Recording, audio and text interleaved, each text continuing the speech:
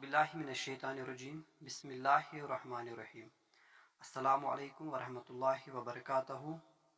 दोस्तों, आज मैं आपके साथ एक ऐसी बात शेयर करने वाला हूँ जो कि बहुत ज़्यादा गौर और फिक्र करने वाली बात है, और इस वीडियो में आप इंशाल्लाह ज़रूर कुछ न कुछ सीख के जाएंगे। तो हम बात करते हैं इस आयत की। ये जो आयत है ये सूरतुल बकरा की आयत नंबर 34 है। इस आयत पर हम गौर और फिक्र करेंगे, इससे हमें बहुत कुछ हासिल हो जाएगा। यहाँ पर ये जो आयत है, ये आयत दरअसल हज़रत आदम अलैहिस्सलाम के बारे में है और इब्लीस के बारे में है। तो इस आयत में अल्लाह ताला ने इरशाद फरमाया है, हज़रत आदम अलैहिस्सलाम को भी हुक्म दिया है और इब्लीस को भी एक हुक्म हुआ था। इब्लीस ने भी इनकार किया और हज़रत आदम अलैहिस्सलाम ने भी हुक्म की नाफरमानी की। अब इन दोनों को हम समझेंगे, दोनों पर गौर करेंगे। तो जब पहली आयत आती है वो ये है कि बिस्मिल्लाहिर्रहमानिर्रहीम वइज़ कुल्ना लिल मलाइकति इसजुदू लिआदम फसजदू इल्ला इब्लीस अब्बा वस्तकबरा वकान मिनल काफिरीन। जब अल्लाह ताला ने हुक्म दिया है मलाइका को, वइज़ कुल्ना लिल मलाइकति इसजुदू लिआदम, कि आप हज़रत आदम अलैहिस्सलाम को सजदा करो, लेकिन सब ने सजदा किया सिवाय इब्लीस के। इब्लीस के अलावा सब ने सजदा किया है। अबा वस्तकबरा वकान मिनल काफिरीन। और इब्लीस ने जब इनकार किया तो उसको तकब्बुर हुआ और वो काफिरों में शुमार हो गया। ये जब हुक्म हुआ, इब्लीस को भी ये हुक्म हुआ, लेकिन उन्होंने इनकार कर दिया।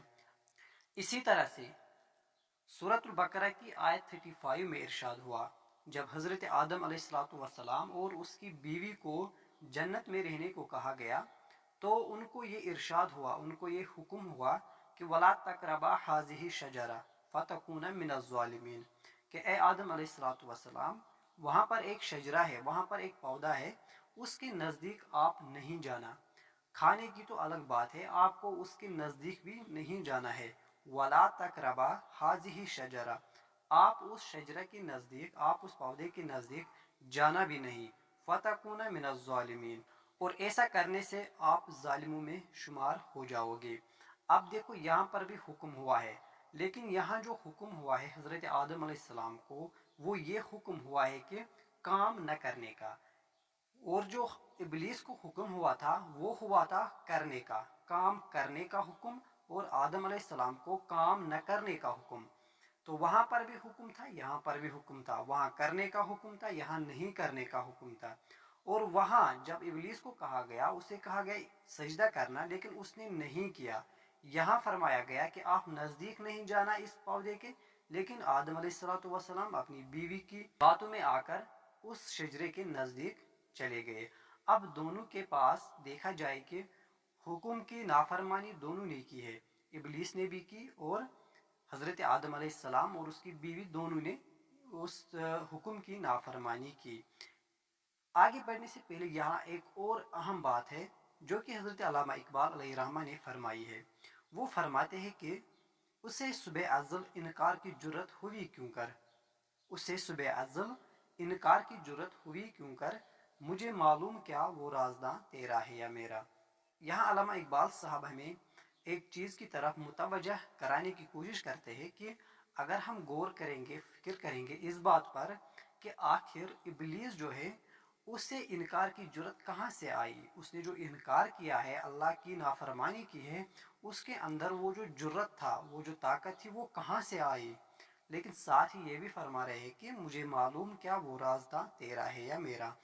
तो अगर अल्लाह ताला चाहते तो इब्लीस हुक्म की नाफरमानी भी नहीं करता। जिस तरह से बाकी मलाइका ने हुक्म की फरमाबरदारी की, इसी तरह से इब्लीस भी कर सकता था, लेकिन इब्लीस ने नहीं की। उसने वो कहाँ से वो ताकत लाई। दरअसल अगर अल्लाह ताला चाहता तो वो भी उसकी फरमाबरदारी कर सकता था, लेकिन साथ में वो यहाँ पर ये छोड़ देता है और फरमाते हैं कि मुझे मालूम क्या वो राज़दां तेरा है या मेरा, मुझे इसके बारे में मालूम नहीं है। तो आगे बढ़ते हैं अब हम अपनी बात पर, जहां पर दोनों को हुक्म हुआ था। दोस्तों, ये बात गौर करने वाली है, उस दोनों ने इनकार किया, लेकिन اس کے بعد کیا ہوتا ہے، جو اصل بات یہ ہے کہ حضرت آدم علیہ السلام نے توبہ کیا۔ آدم علیہ السلام نے سجدہ ریز ہو گئے، اس نے رویا، اس نے معافی مانگی، وہ ندامت میں آ گئے، اس نے ندامت اختیار کی، تو اس کی توبہ قبول بھی ہو گئی اور اللہ تعالیٰ نے اسے معاف بھی فرمایا۔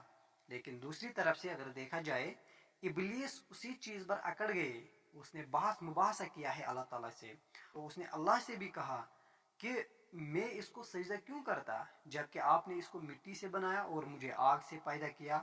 تو جو ابلیس تھا، ابلیس کو گھمنڈ ہوا، ابلیس کو تکبر ہوا، اس کو حسد ہو گیا، اس کے اندر بغض پیدا ہو گیا آدم علیہ السلام کا، تو اسی لیے اس نے توبہ بھی نہیں، اس نے سوچا بھی نہیں کہ میں توبہ کروں۔ اور حضرت آدم علیہ السلام نے توبہ کی، اس نے فرما برداری نہیں کی لیکن توبہ کیا، اس نے جز اور ندامت کے ساتھ توبہ کیا، اس نے بہت سالوں تک رویا اور اس کی توبہ قبول بھی ہو گئی۔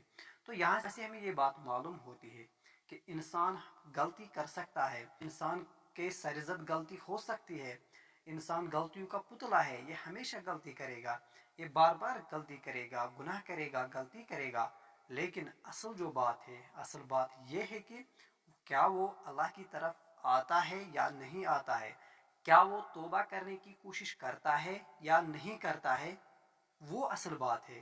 اور اللہ تعالیٰ بھی وہی چاہتا ہے، کیا پتا اگر ابلیس توبہ کرتا شاید اللہ تعالیٰ اس سے بھی معاف فرماتے، لیکن وہ آج تک اور قیامت تک وہ اکڑ جائے گا اسی بات پر کہ میں توبہ نہیں کروں گا۔ تو جو توبہ کا دروازہ ہے وہ ہمیشہ کھلا رہتا ہے، انسان کبھی بھی توبہ کر سکتا ہے، کیونکہ اللہ تعالیٰ نے اس کے لیے وہ دروازہ کھلا رکھا ہے، مرنے کے دم تک وہ دروازہ کھلا رکھا ہے۔ اور غلطی انسان سے ہمیشہ ہو جائے گی اور ہوتی بھی ہے، لیکن پھر اس غلطی پر اکڑ جانا، پھر اس غلطی پر ڈٹے رہنا، یہ انسان کی سب سے بڑی غلطی ہے۔ غلطی کر کے جو انسان غلطی نہیں مانتا ہے وہ سمجھو وہ ابلیس کی مانند ہے، اور غلطی کر کے جو انسان غلطی مانتا ہے اور اس پر افسوس کرتا ہے اور معافی مانگتا ہے تو سمجھو وہ آدم کی مانند ہے۔ تو اس آیت سے ہمیں یہی سبق ملتا ہے کہ ہمیشہ انسان ندامت میں رہنا چاہیے، غلطی چاہے کوئی بھی ہو جائے لیکن ہمیشہ اللہ کی طرف سے پھر سے لوٹنا ہے۔